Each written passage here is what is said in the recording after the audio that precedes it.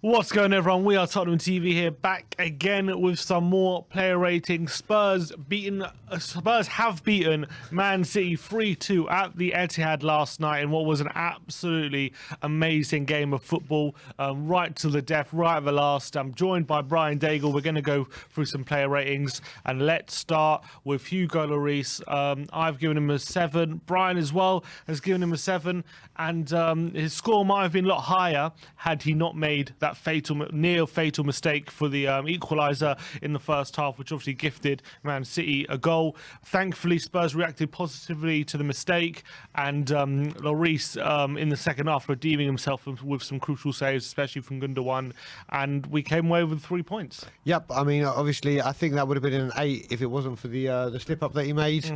That world-class save was there. He started to stamp his authority and started acting a lot calmer after that goal. So, yeah, it would have been an 8, but 7 because of that fault. Yeah, definitely. Next up, Emerson Royale. We have both given him a 7 as well. I think when it comes to Emerson, for me, I think he did what he needed to do in this game. He in terms of quality, again, going forward, wasn't the best. He had a few opportunities, I felt, when he was like Kane finding him on the right-hand side, and he was very free, had time to pick the stuff out. He didn't quite do enough, but what he was a constant option on the right-hand side. He was always available. He was an out ball that we needed, and defensively, I think he was pretty sound and looked a lot more comfortable with Romero next to him than Sanchez. Yep, I mean, I completely agree that he looks a lot more assured, like you just said, with Romero behind him, or besides him, shall I say. Been way off form, but it was a good defensive position. You got to remember, he did do one cross in the first half that actually found its destination. We're like, oh my God, he crossed the ball to someone. Yeah. And also he had that shot, which... That's right, for 25 yards, yeah. It just went, it went over. It wasn't really on target, but it was going over anyway. And I've given him this. It was close to an 8 in all honesty, but it's just because it was the one performance. But it was definitely a positive note. Yeah, definitely, and I hopefully he it wasn't meant too many mistakes, and I thought he did all right actually at right wing back. Next up, we've got Cuti Romero, and we've both given him a 9, and you know, without the penalty, it might even be a 10 because I thought he was impeccable throughout the game. I thought he literally gave Man City very, very little. His proactive defending is it's so good to see, and it really is a breath of fresh air every time I see it on the football pitch. I think he was a lot more comfortable on the right hand side next to Eric Dyer leading the line in the centre, and I think not only again he continues this the way of playing where he's not scared to pass it even in tight situations. He's not scared about being pressed, and he'll always step out and when he feels like he can win the ball. And again, I thought he was at his shithousery best yesterday. Now it was in a big game. It was a great performance. So we haven't seen these ratings together, so I'm amazed we're 3 for 3 at the moment.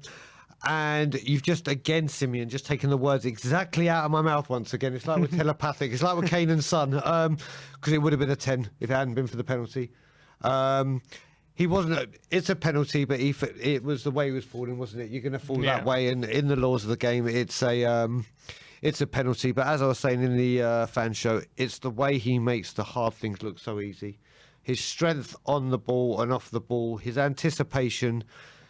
And it was a fantastic, fantastic performance, and so close to that 10. Yeah, very close. So it's a shame that that was a penalty against him, and it was a penalty, unfortunately. Yeah. I think his arm was high, and it's unlucky, but it is a penalty. Next up, Eric Dyer. We gave him an 8. Both giving him an 8, and again he's come in, really led the line very well. I think his 9 day with Eric Dyer in the back line, I think we can see. I think he had that leadership about him yesterday. I think he was doing really well down the centre, and a few long passes that were pretty effective, and I think it was much better with him in the side, and I was really again happy with his display. Yep. When it comes to Eric Dyer, like we said, I mean, whether you're a fan of his or not, or you don't rate his defending or not, you cannot knock the coincidence that his organisation, after we said the 3 Premier League games, Chelsea was there, but he had the thigh. Yeah. Didn't he? He was rushed back after being out. There is no doubt in my mind that he is integral to the organisation part of the defending. He seems to command that line. He's communicating the way they understand. He makes it more disciplined. Passing was a little bit wonky in the second half, but it's great to have him back, and definitely an 8. Definitely. Next up, Ben Davis. I've given him an 8. Brian's given him a 7. So the first difference in ratings here. I think he had a really solid game as well. Didn't kind of get forward as much as we've seen him do under Conte, but he definitely was helping out SESSEGNON a lot on that left-hand side. Was involved in the first goal when he fizzed the ball into Harry Kane. Obviously played it behind to Son, and I think a few times he was the one. He was very much involved when we were starting moves from the back. He was actually, his passing, I felt, was a lot more accurate than it has been in recent games, and obviously defensively I thought he was pretty on point for most of the game in that centre-back position. So I thought a very good display from Davis. So I went for the 7, and the reason I did that was solely if we look at the two we've just spoken about. We spoke about Romero and his making the hard things look so simple. We spoke about DIER and the organisation. There's just Davies had a solid performance, but I just don't think there's anything he just towed along with. It wasn't like Davies did. He did a couple of good blocks, but you know that Davies and Romero are the heartbeat of that 3. So only just did I knock him down 1, just because of that. Fair enough. Next up, Ryan SESSEGNON on the left-hand side. Lasted more than 25 minutes this time, thankfully. And I gave him a 6, you gave him a 7. The reason I gave him a 6 is I just felt on the day, unfortunately for him, he was our weakest player. I don't think he was bad. I actually think a lot of the times he was a bit like Emerson. He was a very good option on the left-hand side as an out ball. He was using his pace very well. And obviously for the second goal, I believe he was involved in it when the ball falls to him and he passes it to Son and we go on and score. So if he's not there, I don't know if we score that goal. So it's always very good for him to be an option. I just felt like on the ball a few times he was losing it in dangerous positions. He lacked a bit of confidence. But defensively, I actually thought he was all right, although I did feel like they targeted that side when he was there and they tried to get past him. And I think they were getting more joy from that side than from the left-hand side, than Emerson and Kuti's side. I don't think he was bad, let me get that straight. I just think he was our weakest player. But I think, again, I'm going to give him credit. He stepped in against Liverpool now and against Man City, 2 games, hardest games of the season. And I think he's put in a fairly good display in both of them. That's exactly why I've given him the 7. The reason I give him the 7, first of all, his confidence could have been shot to bits after Wolves, and then to say, come and play Man City away from home after that. And like you said, he did very well against Liverpool. Listen, he was going to be probably the weakest because of his lack of experience, especially in these big games. But the reason that I gave him that 7 is exactly what you said about the second goal. His movement in the second goal, pulling people away, allowed that cross from Son to come in. So for those 2 reasons, we'll give him a half a point each for the confidence booster and for his involvement in the second goal. All right. Next up, Pierre-Emile Højbjerg. I've given him an 8. Brian's given him a 9, and it was a brilliant performance, I felt, in the central midfield. Much improved from his recent displays, especially comparing him to the likes when we played Southampton and he got hooked off after an hour. And a lot of people have been complaining that he's burnt out, he's played too much. Well, he had a week break or a 5-day break, got rested or dropped against Wolves, come back in, and he's exactly reminded us why we miss him so much when he's not on the pitch. He was at his tenacious best. He was like a rash all over the City midfielders. He was kind of leading the press a lot of the time. He was getting forward when possible as well. I thought it was a brilliant display, all action display from Højbjerg. Maybe again, a bit classic Højbjerg. When he's a bit rushed, he can be a bit imprecise with his passing and stuff like that. But I thought off the ball, exceptional, and they couldn't shake him off all game. That's exactly why I've gone as high as a 9. Like people know, I love this guy. And he came back and he does what Pierre-Emile Højbjerg does. There was a couple of times where he was just running down. Do you remember right near the end when he was running, he was trying to get down the byline and get the ball down? Never and he just stopping. wouldn't let it go. He just kept fighting and fighting and fighting. Yes, he picked up a booking, but he needed a rest and came in for a lot of criticism, and rightly so over the last few games. But that's the Pierre-Emile Højbjerg we know and love, and I think he was awesome yesterday, so I had to go 9. Yeah, I'm so happy for him for all the criticism he's come under for putting a performance in a big game like that. Yep. He needed that for himself. So there you go. Next up, Rodrigo Bentancur. I've given him a 7. Brian's given him an 8. It might seem a bit harsh on my part. I did think he was brilliant, especially off the ball. I thought he put in some brilliant sliding challenges, which really disrupted Man City. I thought he was like Højbjerg. He never stopped throughout the game, and as well. you know, for the third goal, he played that brilliant pass behind to Kulu that set it up, and actually for the chance that KANE was played one-on-one when Ederson saved it. He was instrumental completely in that move, starting it from the back and then following the move forward as well. But he lost the ball, I must say, at least 4 times around the penalty area. And that could have been really costly the amount of times he did it. And if it was once or twice, I'll probably give him an 8 or a 9. But because it was 4 times, and each time was really bad, and he was just taking way too long on the ball. Sometimes when you're being pressed like that and you don't have an option, you just got to boot it and get it clear. You can't afford to be dilly-dallying on that ball for way too long in those kind of areas. So that I marked him down for. But I still think he's definitely a cut above at the moment in terms of in possession what we have. And you know, that moment as well when we gave the penalty away, if you notice, like, even though there was a penalty, like, it falls to Bentancur and he's being pressed inside the penalty area. Yeah, it's a presence of mind to like do a little trick and play his way out of trouble again. And that's what I love about him. He's calm and he's composed, but sometimes he's a bit too composed, and in those moments he's got to improve. But I'm still very happy with his performance yesterday. So the reason I've gone up on him on one point to yourself is yes, he's got to stop that, but to see a player finally doing that, rather than just trying to play safe or just goof it out or whatever. Yeah, fair enough. Yeah, he lost it and he has to curb that. The other reason is his sliding tackles. Like, we've seen players that have brought this back, but he seems to have an art for doing it, and it's wonderful to see.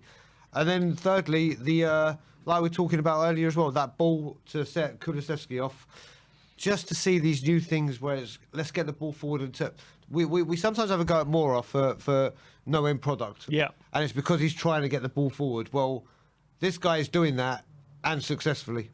So for that, I just had to give him that point extra. Fair play. Dejan, Kulusevski, both given him a 9, and I think it was a brilliant full debut from Dejan. Goal and an assist on his first start, but not just that. I thought throughout the game he was picking up really awkward positions, which Man City were really struggling to pick him up. It's no surprise that a lot of our forward movement, a lot of our chances came through Dejan Kulusevski on that right hand side. He was great. He was picking up the ball really far out wide and then cutting in with his really good dribbling ability. Obviously, he got the goal really early on, finding himself a more central position. He got the assist late in the game, finding himself in a wide position, cutting inside and crossing it. He very close to getting an assist for Kane's. For the KANE goal that got ruled out as well. And I thought he was just a thorn in their side. And not just that, I thought he worked so hard off the ball in stopping Cancelo with his runs marauding down the left-hand side. So I thought he was brilliant, and I'm looking forward to seeing more of him. Yeah, I mean, with Kulusevski, obviously, it was the first time I'd seen him start live. Obviously, he came on 25 minutes after with Wolves, and he had to grow into the game, but he's so calm on the ball. He said, like, I had said the first 2 times I've seen him, my God, he looks slow. And that could be, you know, like I said earlier, Teddy Sheringham was slow, but his footballing brain was 5 steps ahead of everyone and everything. It was a wonderful performance. So the way he took his goal was just, I mean, had that touch of luck, like you said, to go through the legs, but to be so calm and cool to do that, and then to be just offside for the second goal, and then obviously the one to set up for the winner. I think it was an absolutely incredible game. He doesn't get enough credit for that cross, I feel, because some people just looks like a standard cross. But how many times have we been in that position and we overhit it or underhit it or beat first man every time? Like, he just beautifully floats to do that in the 95th minute, to just beautifully float that cross right into the path of KANE so he can actually attack it. You know, KANE is decent in the air. He should have so many more headed goals, and it's not down to him that we don't. It's because of our distribution to him. And it was so nice to see in his first start, he's already doing that. Well, if you look at it, first of all, 2 crosses, 2 KANE goals, all right, 1 jumped out for offside, so that's 100% cross rate, if you want to call it like that. But like you said, if you look at that Watford game that you went to when I was sitting in that seat there, Emerson had about 38 billion crosses in the first half, and not one reached his target. And that's not a put down Emerson, but if you got someone as cool, like you said, at the moment, to whip it up across or float across at that time, at that importance, and we can get him on the right and that open, a load of opportunities could be coming our way. Definitely. It's very, very exciting to see. Yeah, I'm looking forward to seeing Move Kulu. Great first start. Moving on to Hyun-Min Son. I've given him a 9. Brian has given him an 8. And I've given him a 9, even though he didn't see that much of the ball and he probably saw less of the ball than KANE and Kulu. He got 2 brilliant assists. I thought he was, again, our biggest threat in behind. The amount of times he was the one running in behind and making City defence the questions. He was really exerting himself to the max, I felt, yesterday. I thought obviously he decided to pass it for the first goal, which at the time I was like, why is he passing it? Just finish it yourself. But obviously he got it right because Kulu scored. And then I thought the pass to KANE for the second goal, pinpoint, delightful, perfect timing as well. Saw that KANE was running in the blind side and put it on a plate for him. Brilliant assist. So he's been a constant thorn in City side and defensively as well, constantly helping out SESSEGNON on the left. So great display, giving him a 9. So the only reason I was so close to giving him a 9, the only reason that I went down a point, it was a great performance by him, was he got free a couple of times to go one-on-one. And I don't know if it is a lack of confidence or whatever, when he has been one-on-one, he just seems to be checking in and slowing it down, as opposed to normally where he's just running through and it's shot goal or shot save from the keeper. So it's just that fraction where it's just not got the rub of the green. But listen, he got 2 assists. He was a thorn in their side, and it was another great performance from him. But I'm looking at Kulu, goal and assist. I'm looking at Romero, and I just can't put him on that bracket. Just it's so minor. It's so minor. I can easily see why people will say he's a 9 and go with you, and I completely can understand that. But for me, there was just that one little thing. Fair enough. And last but definitely not least, Harry Kane. I've given him a 10 and a massive 15 from Brian. And I just thought, I thought he was absolutely world class yesterday. He didn't do a thing wrong. Every time he touched the ball, he did something with it. He either kept it for the team, he either was winning crucial headers when we needed a bit of pressure off the defence and off the back line. He was setting up attacks. He was playing deep and spraying the ball wide. He was playing through balls. And not only that, when we did get the ball out wide or when we were in the final third, he was also getting in the box. He was being a striker. He was literally... The only thing he didn't do was pass it to himself, to cross the ball into himself to score. That's probably the only thing he didn't do yesterday. He didn't even touch the ball that many times, but every time he touched the ball, he touched it with purpose. Yeah. And that was the crucial thing. I thought it was a near perfect display from Harry Kane. Creator and poacher and striker all rolled into one. What a player, what a performance. I can't say enough about him. Yeah, I mean, like I said, we were lucky enough to be together for the Leicester game, and we thought that was a sensational performance, and that was 1 goal and the assist. Yeah. Well, this was 2 goals, that brilliant through ball for Son to set up Kulu, a disallowed goal, some of his movement and his running. Do you know what? The 15, for David Harris, I hope you see this and leave a comment, because I was thinking as soon as I put 15 of you, it was just, it's very rare you get to see a world-class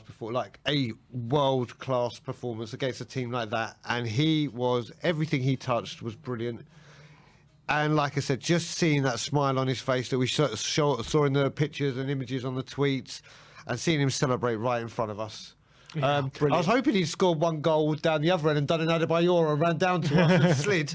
But it was just everything he touched. We are watching the evolution of the best centre forward in world football. And when I say that, it's just because of his passing, his understanding and reading of the game. His vision, both feet as well. There's not a chink in his armour.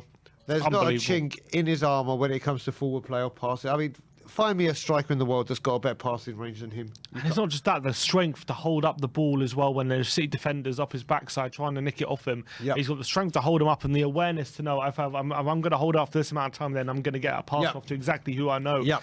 And it set up all the attacks. Everything good pretty much came through him. Without a doubt. And he was central to everything we did. And without him, that this performance wouldn't be possible without him.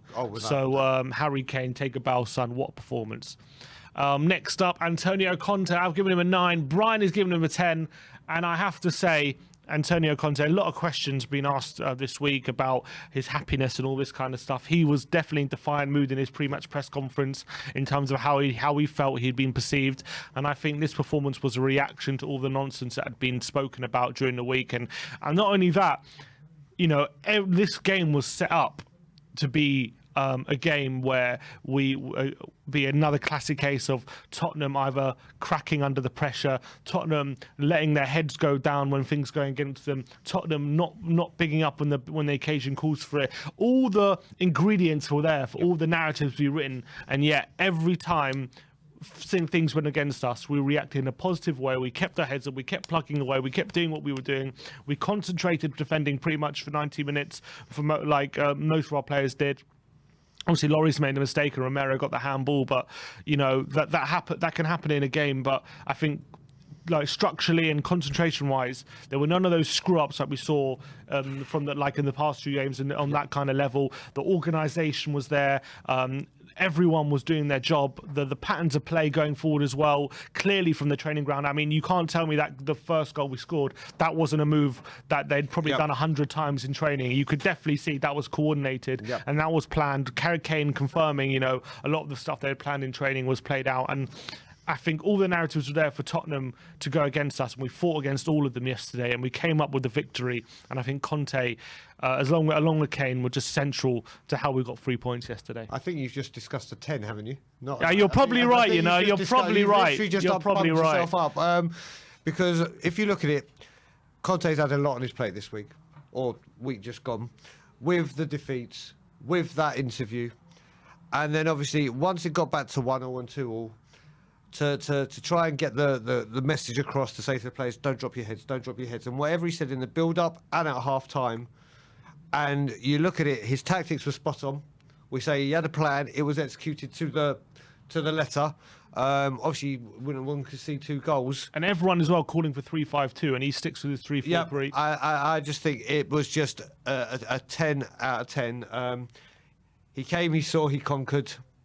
Damn right. Damn, and for me, it's a 10 all day long. And last thing as well, I would say at 2-2, I think every manager, apart from maybe Klopp, probably tells the team, all right, just play around the back. Yeah. Try see out the game, see out the draw, take a point. But no, we built up. We made sure we're still going. We didn't come here to nick a draw. We came here for 3 points. Correct. And that's exactly what the team showed in stoppage time. I think most managers don't do that. That was definitely Conte. Look, we can get another goal here. And that goal we scored in the last minute wasn't just luck. Wasn't just hoofing it and getting a bit lucky. That was composed, considered, planned patterns of play, and that was all thanks to Conte. And I think Conte actually deserves an extra point from you as well, just for his goal line celebrations. Oh, mate, I'm addicted to them. I'm addicted. You know the worst thing is, when we got to getting near this full time, I kept I zoomed in on Conte, just do like Conte can for me. And because the place was rocking, it was like back, and it's zoomed in so much. I've got a lovely view of a zoomed in green Man City pitch. So just his antics on the touchline again were back. And to score 3 goals away at the best defence in the league. Yep, brilliant. All right, so those are your player ratings. Let us know in the comments below what your player ratings are. And if you agree with our ratings, I want to know your opinions. Like, subscribe, and comment. And as always, come on, you Spurs.